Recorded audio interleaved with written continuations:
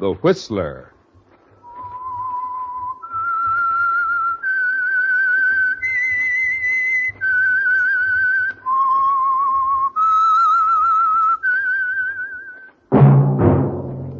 That whistle is your signal, the Whistler.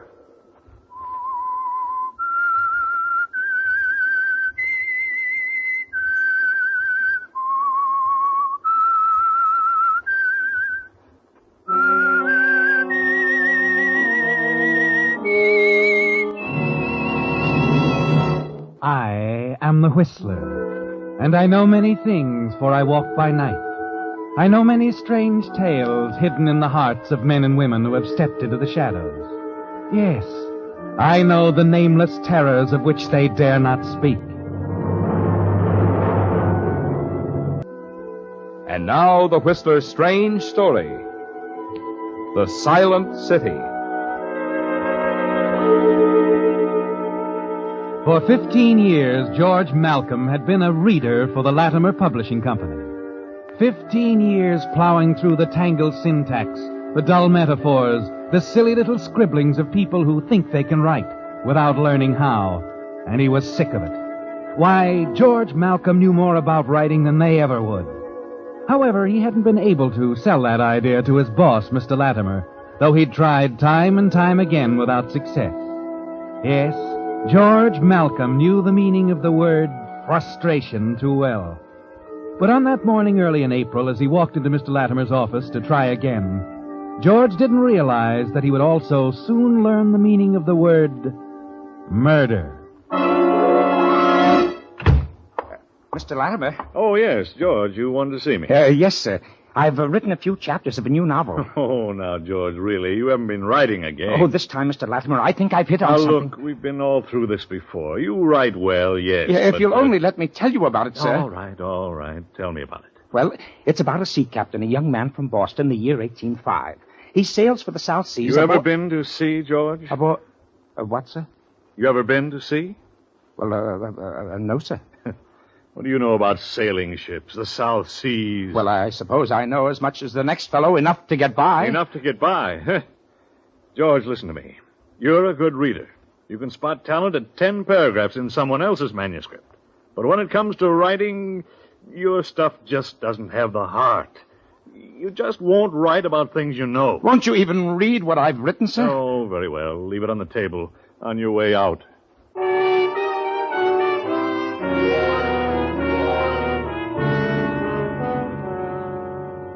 It's the same old runaround, isn't it, George? You're burning with rage as you leave Latimer's office. Walk between the stacks of new novels, bright in their gaudy jackets. And seeing them, you know that more than anything else in the world, you want your name on books such as these. And you don't care how it gets there.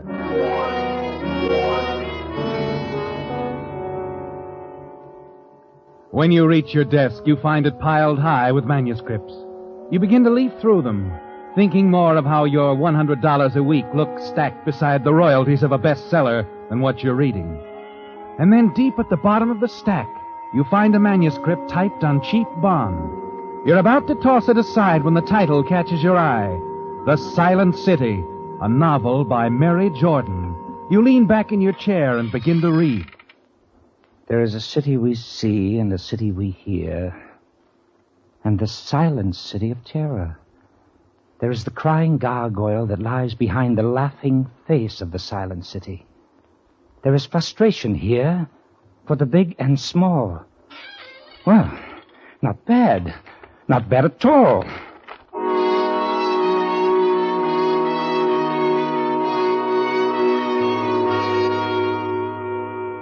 It interests you, doesn't it, George? Hastily you glance through the first few chapters. There are some mistakes in construction, in approach, but the talent, the heart is there. The mistakes can be corrected. And how you wish you had written this novel. You turn back to the top sheet.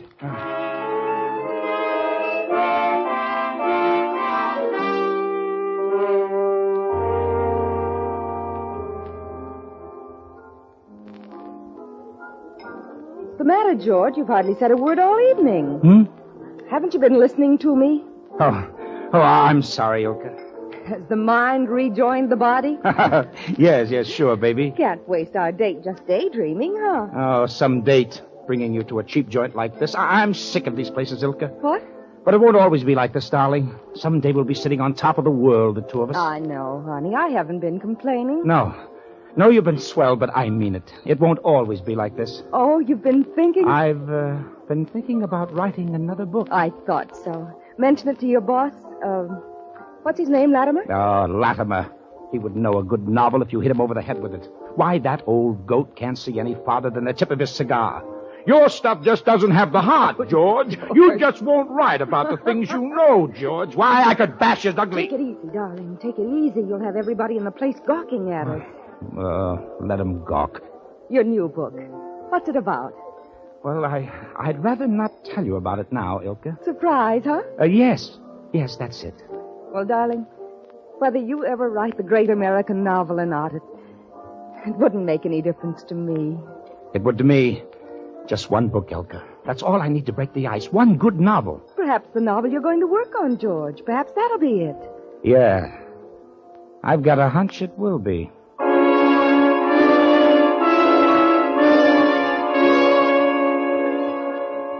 After you take Elka home, you walk the streets for a long time, thinking about the silent city, Mary Jordan, and Beachmont.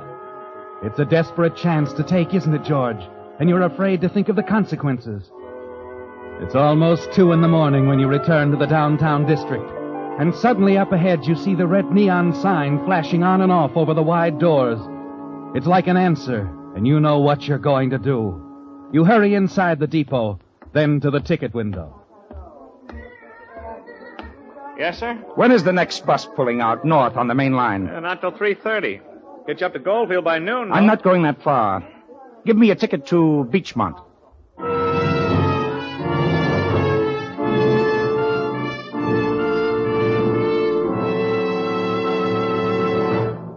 With the prologue of The Silent City, another strange story by The Whistler. And now back to The Whistler.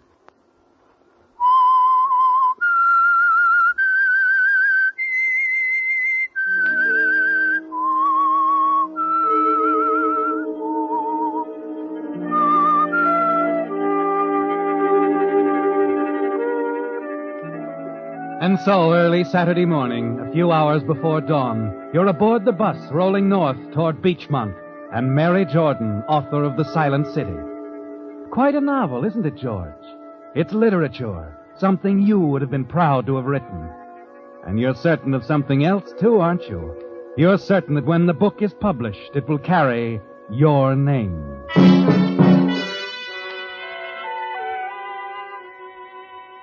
It's a few minutes after 10 in the morning when your bus arrives at Beachmont, a quiet, sleepy little town just off the main highway.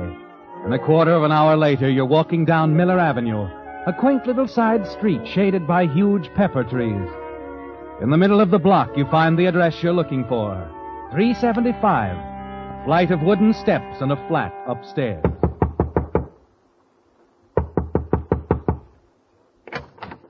Yes? Miss Jordan? Miss Mary Jordan? Yes, I don't think I know you. But I know you, Miss Jordan. That is, I should say, I know your work. My work. I'm George Malcolm. I represent the Latimer Publishing Company. The lad... Oh, yes, won't you come in? Thank you. Oh. I hope I'm not disturbing you, Miss Jordan. I know it's a little Oh, early. no, not at all. I'm sorry the apartment is... Well, I didn't expect you. May I sit down? Oh, yes, please do. Oh, here, I'll get these things out of the way. So you're Mary Jordan. Oh, yes. Oh. Well, we've read your novel, Miss Jordan. Oh? Yes, and frankly, we like it. We like it a lot. You like it? Oh, I've worked on it so long. Put in a good many hours on it, huh? Oh, yes, most of it during the evening. Well, fortunately, I have the flat to myself. It's so much easier to write when... Oh, you live alone? Yes, that's right. I've only been here in Beachmont a short time. I'm from Illinois. I see. And when Mother died, well, there was nothing to keep me back home, and, well, I just thought it would be better if I went out on my own. Of course, I understand. Tell me, Miss Jordan, what do the good citizens of Beachmont think of your writing? Oh, they don't. Well, what do you mean? I mean, they don't know anything about it. Oh, Oh, they don't? Oh, no. In a small town like this, they'd laugh at me. Besides, what does a waitress know about writing novels? So that's where you got your material for the Silent City. Oh, yes. I met so many interesting people, so I wrote about them. Oh, I've always wanted to write, and it was easy writing about people. I was told always to write about the things I know. Yes. Now, about your novel, Miss Jordan. As I said before, it's far better than the average. However, we feel it will need considerable rewriting. Oh, I wouldn't mind rewriting. I wouldn't mind at all. You'll need help, of course. That's why I came up here to Beachmont, Miss Jordan. It's part of my job, you know. Oh, then you're really going to publish my novel? Just as soon as we make all the necessary changes. Oh, about the rewrite, will I have to go into town? Oh, no. No, that won't be necessary. I think we can work better right here. Nice and quiet, no one to disturb us. And the sooner we start, the better. Well, I don't have to go to the cafe until 5 this afternoon. Then I suppose I could get Margie to work tonight for me. Yes, why don't you do that? And, do you think you could arrange to have every Saturday off from now on? That would fit into my schedule perfectly. I'll try. I think Margie will be willing to trade days with me. I'll call her right now. She doesn't have to know why. Good. And, you know, Mary, if I were you, I wouldn't let anyone know you're working on this novel until it's ready for publication. Oh, I won't tell a soul if you think it's best. Oh, you don't know what it means to me to have my book published. It means a lot to me, too, Mary.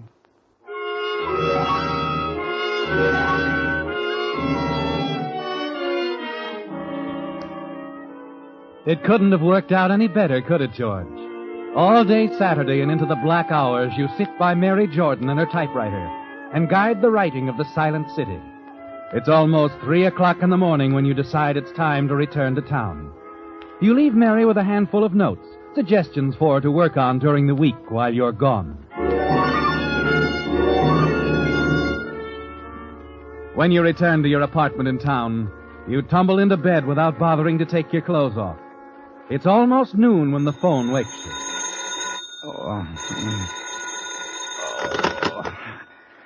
Hello. Good morning, George. Oh, Elka. George, I thought we had a date last night. Oh, I'm sorry, Elka. I couldn't make it. I was busy. Well, you could have called me, George. Yes, sure, but I was writing, and I just didn't want to be bothered. Oh, am I bothering you, George? Oh, baby, listen. Oh, let it go, George. I don't want to quarrel with you. Elka, give me a break, will you? I've got a lot on my mind. Another girl? Oh, sweetheart, what kind of talk is that? I couldn't make it any clearer. Elka, you've got to believe me. I was busy writing. All right, George. All right. Now, look, honey. Look, I'm dead tired. Be a good girl and let me finish my nap, huh? I'll see you tomorrow. Okay? Oh, very well. And, George. Yes? If there is anyone else, don't let me know. I wouldn't like it.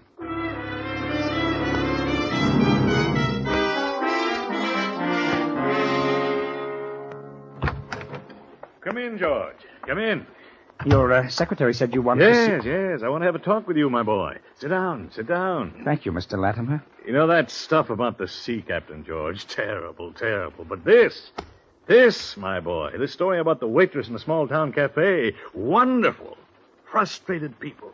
Bestseller stuff if I ever saw it. The Silent City? Wonderful title. And these first 3 chapters are beautifully written. Well, I'm glad you like them, sir. When can you give me more? A week? 2? Well, I can have 3 more chapters next Monday. That's pretty fast writing. Oh, I can handle it, Mr. Latimer. Oh, fine.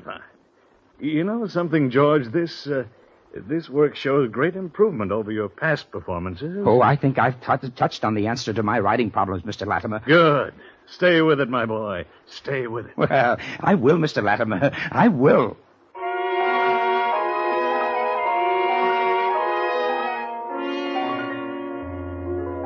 Frustration, Mary. You've got to show it here.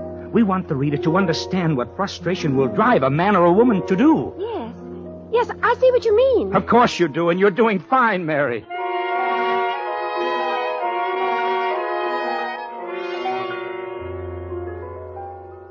How many chapters have you turned in now, George? 12, Mr. Latimer, and all quite good, too, don't you think? Yes, excellent. You think we can finish the Silent City by, say, around the 1st of June? Well, now I don't know. I tell you what. Suppose you take the rest of the month off, huh? I'm anxious for you to finish the novel. I'd like to start it rolling as a serial in one of the national magazines. Drum up interest, you know. All right, Mr. Latimer. I'll see what I can do. Now, I don't want inferior work, but I want speed. And I'm willing to pay for it. Does this check convince you? $5,000. A token of our faith. Call it in advance. What do you say, George? 1st of June? 1st of June, Mr. Latimer. 1st of June, you'll have my novel.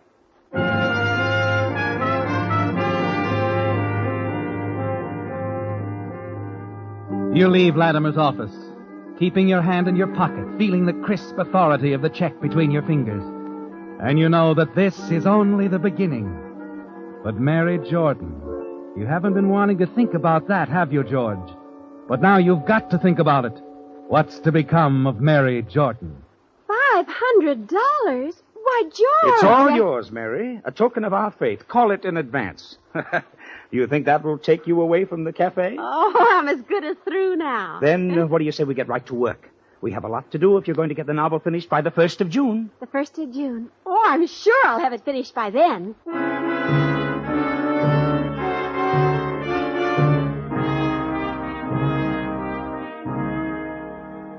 Days flow into weeks, and as you sit there making notes for Mary to follow at the typewriter, you're a little surprised with yourself. You're actually beginning to feel a little sorry for her. Too bad that things have to turn out this way. But you can't think about that now, can you? The book is more important, and it must be finished. Then a week before deadline, you drop in and see Latimer again. Well, George, we're almost finished, aren't we? Yes, I'm just about ready to wind up my first novel, Latimer. Just about ready to wind it up. Good. You know something, my boy? I've mentioned your novel to a friend of mine. He's with one of the big motion picture studios. Just sketched the idea briefly to him, and he's crazy about the Silent City. Oh, he is, eh? Naturally, I told him I'd have to talk to you before we went ahead with anything. Well, naturally. You know what it means, of course. Why, they'll pay a fortune for your novel, and what publicity. My boy, take my word for it. In another few months, you'll be sitting on top of the world.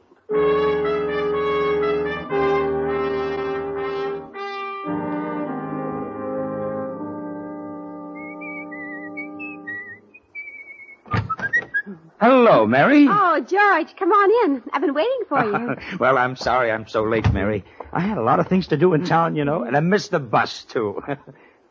Say, isn't that a new dress? Uh-huh. You like it? Wow. Turn around. Very pretty. And say, what's this? The table's all set, candles. You're not expecting someone, are you? Oh, just a little celebration for the two of us. I thought it would be nice if we had dinner. Oh, yes. We should celebrate, shouldn't we? What? Oh, what do you mean? Well, you'd already made your final note, so I thought I'd surprise you. I worked all last night after you left, and most of the day, and I finished the last chapter. You finished it? Yeah. Oh, I knew you'd be surprised. I made up my mind last night. Oh, you've been so wonderful about everything, so I decided I'd finish up that last chapter if it killed me.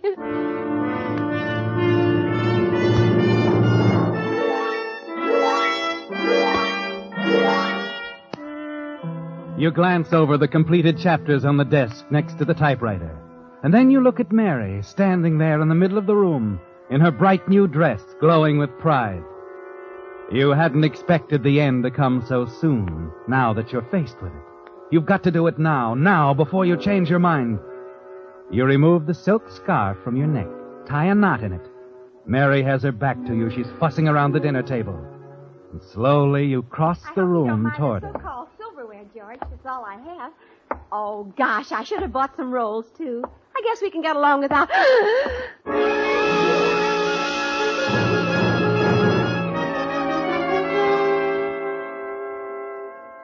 Yes, it's all very sad, isn't it, George? But it had to be done.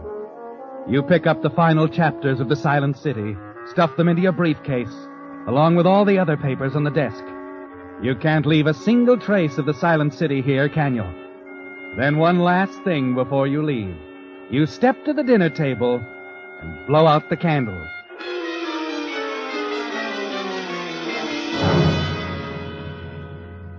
You hurry down the stairs and out into the dark, deserted street. A few yards up the block, a car is parked at the curb, but you pay little attention to it. And then as you walk past it,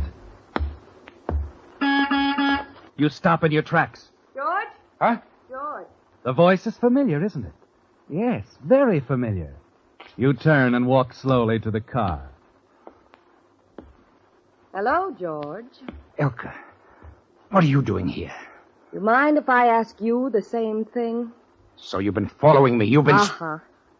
I know all about your little trips to see Mary Jordan. At least that's the name on her mailbox. I wish you hadn't done it, Elka. Get in, George. I'll drive you back to town. We have a lot to talk about, don't we? Yes. We have a lot to talk about.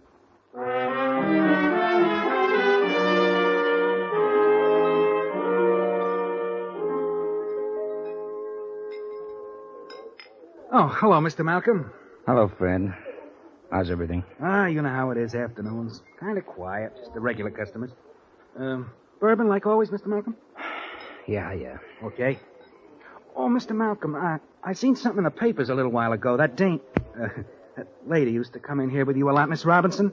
I heard you call her Elka. Yes. Funny. I mean, it's a kind of unusual name. That's why I remember. Well, in the afternoon paper, there's a story about... That's right, Fred. Oh, gee, that's tough. What do you suppose happened? Well, just as the papers say, I guess. Evidently drove her car off the road. Lost control, huh? Went into the river and drowned. Oh, gee, that's tough. Well, that's the way it goes. Uh-huh. That's the way it goes, Fred.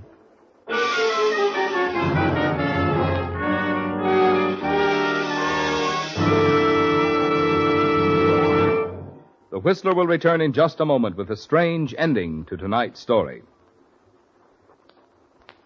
And now, back to the Whistler.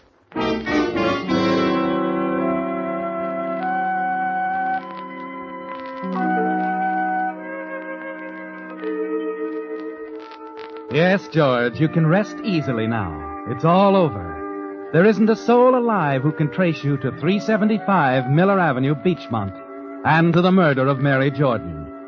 There's a small news item about it in the afternoon paper, the same edition that carries the story of Elka's accidental death. That was unfortunate, too, wasn't it? But then Elka was the link, the only link connecting you with Mary Jordan, and that link had to be broken. Now the novel is finished. Your novel, George. And soon you'll be seeing your name on that stack of gaudy jackets. Yes, that's what you've wanted all along, isn't it? Early Monday morning, you walk into Latimer's office with the final chapters of The Silent City. Good morning, Mr. Latimer. How's the old... Oh, I'm sorry. I didn't know you were busy. Come in, George. Come in. George, this is Lieutenant Bates of Homicide. Hello, Mr. Malcolm. Well, how are you, Lieutenant? Look, if you gentlemen are discussing something, I'll come back another... This concerns you, Mr. Malcolm. Oh? It's about the Silent City, George. Your novel, isn't it? Why, yes. Yes, it is. A girl was just found murdered up at Beachmont. Mary Jordan. Ever hear of her? Jordan? Mary Jordan? No, I'm afraid not, Lieutenant. Never heard of her, hmm? No. Okay, Mr. Latimer. Read him the letter. Letter? Well, what letter? I received it Saturday morning, George. It's from Mary Jordan. What? Says something about putting it in the book, wanting it to be a surprise, repaying you. Read him the last part of Miss Jordan's letter, Mr. Latimer. To the man who spent so many unselfish hours aiding me in writing my first novel, The Silent City, in gratitude, this book is dedicated to George Malcolm.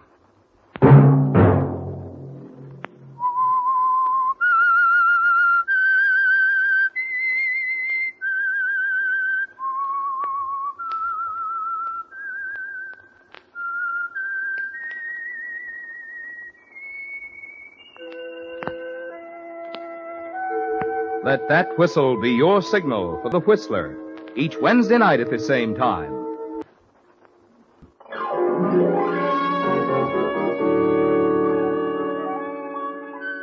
Featured in tonight's story were Wally Mayer and Sarah Selby.